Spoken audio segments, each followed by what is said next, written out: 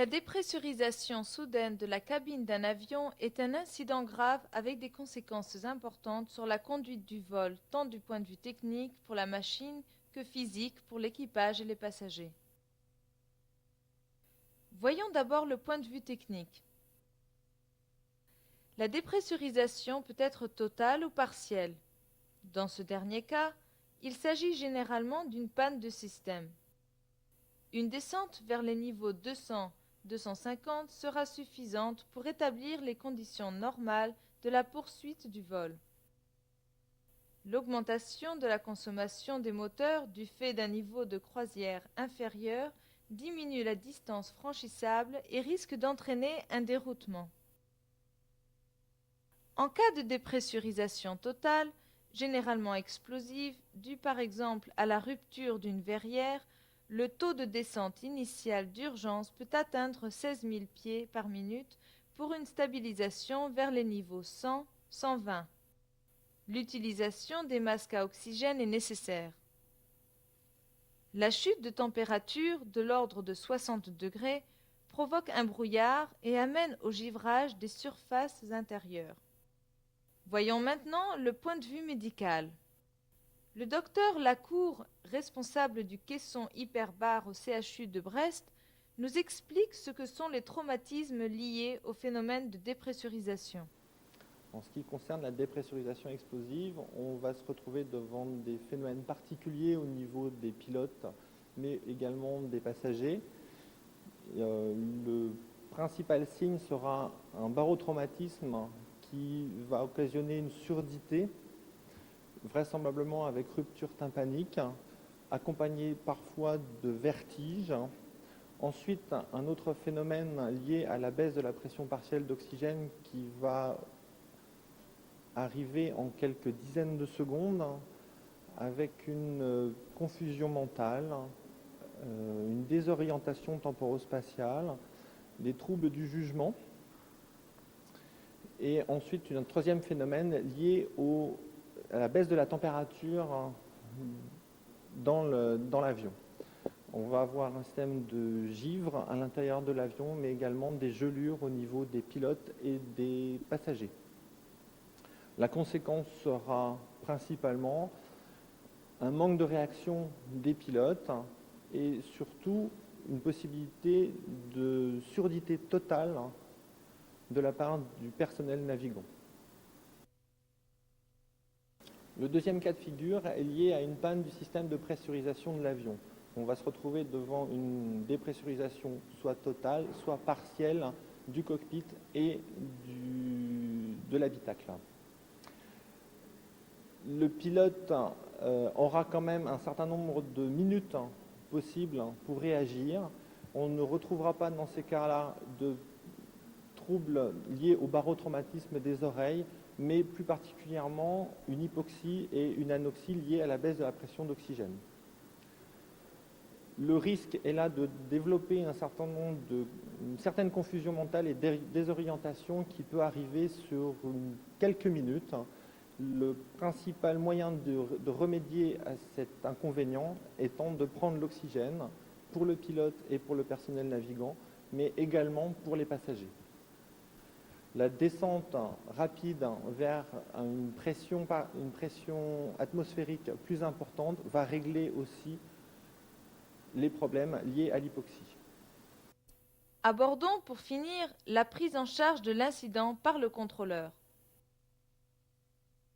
Compte tenu de ce que vient de dire le docteur Lacour, les réactions du contrôleur devront s'adapter aux circonstances. En cas de dépressurisation partielle, le pilote demandera à descendre vers les niveaux 200-250. Le contrôleur s'informera des intentions concernant la suite du vol, poursuite ou déroutement.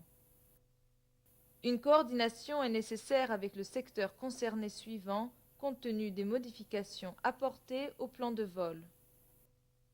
En cas de dépressurisation totale, plusieurs scénarios sont possibles. Nous retiendrons deux cas de figure. Premier cas, l'avion continue son vol et le contrôleur ne peut s'apercevoir du problème qu'à l'occasion d'un appel radio sans réponse ou de la constatation d'une trajectoire qui devient non conforme. Deuxième cas, l'avion descend subitement et sans contact radio. Dès qu'il le peut, le pilote affiche 7700 au transpondeur et donne l'explication de sa manœuvre. Tous les avions volant à une altitude inférieure doivent être avertis et écartés en fonction de la trajectoire. Une coordination rapide est nécessaire avec les secteurs concernés suivants, les militaires et le secteur information. La mauvaise réception des messages radio au sol est due à l'usage des masques à oxygène. N'oublions pas la possibilité d'une absence totale de communication radio compte tenu de la gravité des traumatismes inhérents à cette situation.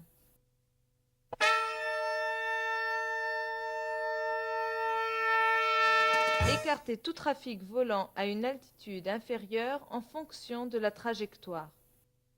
Prévenir le chef de salle pour un déclenchement de phase. Coordonner avec les secteurs pouvant être concernés et les militaires.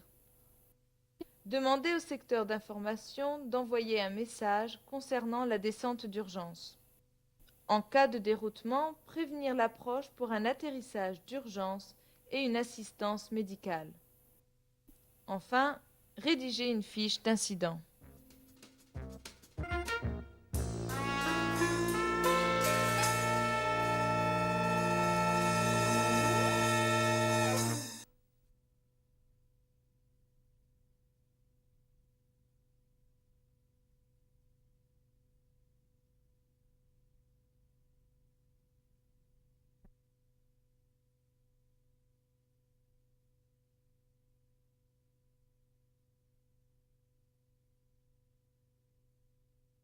Le 15 avril, il est 4h50 TU, 7h-10 le matin. L'équipe 12 est encore de J1. Le métro d'Air Vendée de Rennes à Limoges vient de passer travers de Nantes, stable au niveau 210. Jojo, contrôleur radar au secteur NS, annonce « Merde, il y en a un qui a disparu et en plus il ne me répond plus ». 3 minutes après, apparition du code Alpha 77, détresse. L'avion passe au niveau 130 en descente. Toujours pas de réponse radio. 1 minute plus tard, l'avion met le cap sur Nantes et stabilise au niveau 80. Ouf. L'avion continue à descendre doucement au niveau 60. Et à 5 heures, 10 minutes après la perte de contact radio, appel sur la fréquence 118-35, secteur IN. L'avion est transféré à l'approche de Nantes à 5h01. Le commandant de bord demande le SAMU à l'arrivée. J'ai eu le pilote au téléphone quelques temps plus tard. Il s'agissait d'une rupture du pare-brise côté copie, d'où dépression brutale, et plongeon tout sorti à 4500 pieds minute. La perte du contact radio s'explique par le fait que le commandant de bord a pris le masque à oxygène et a coupé son casque radio. Le copie est allé en observation à l'hôpital, ainsi que 3 passagers. Les autres passagers feraient embarquer sur un autre métro 15 minutes plus tard.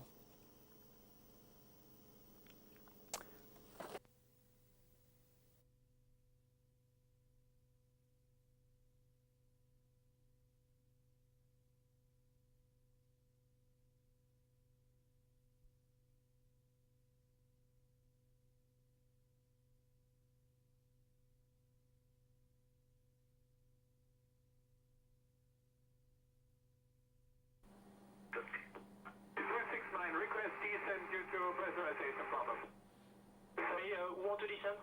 Alitalia 269, want to descend. Italia 269, descend to level 290.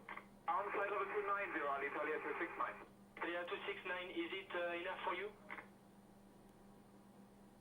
Italia 269, is it flight level 290, is it better for you? We call you, Alitalia 269.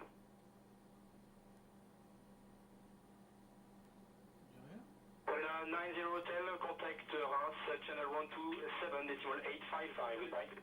7855, Sabina 90 Hotel, bye.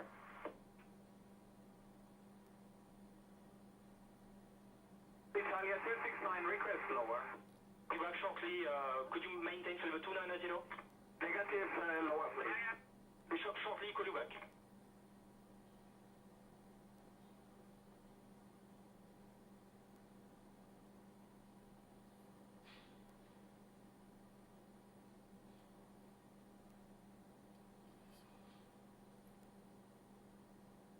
Italia 269, descent to level 270, and contact Paris 131. Italia 269, descent to level 270, call you back. 270, and Italia 269. And we need to descend, we are losing pressurization. We request descent, further descent. Italia 269, call you back shortly, descent to level 270. In a while will be emergency. Okay, call you back shortly.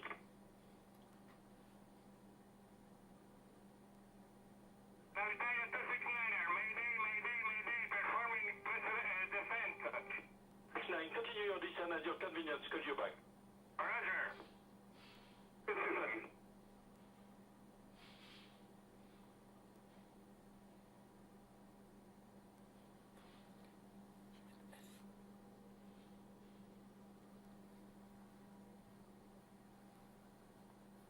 Italia 269er is Mayday, descending from level 100. What's approved 269?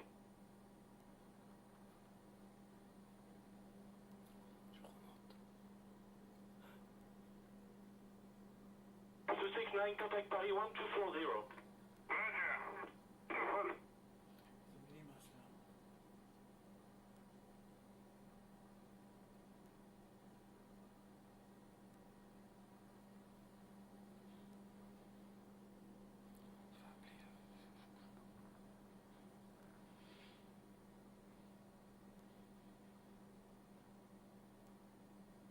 Italia 564, descend level 330.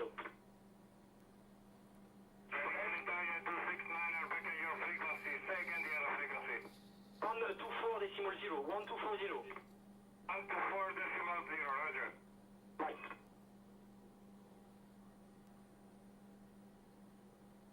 Una 892, no modding restriction, proceed direct to Podem. To Podem, Sabina 892. 840, no modding restriction, direct to Podem. Thanks, Podem, 7840. 564, Delta 8350, confirm a clear down to 330. Italia 564, from descend level 330. Stay leading 350, descending 330, 564. Italia 564, contact Reims 13632. 3632, right. Italia 269er, negative on 124.0. We'll call you back. Remain on my frequency and descend at your convenience. We'll call you back. Roger.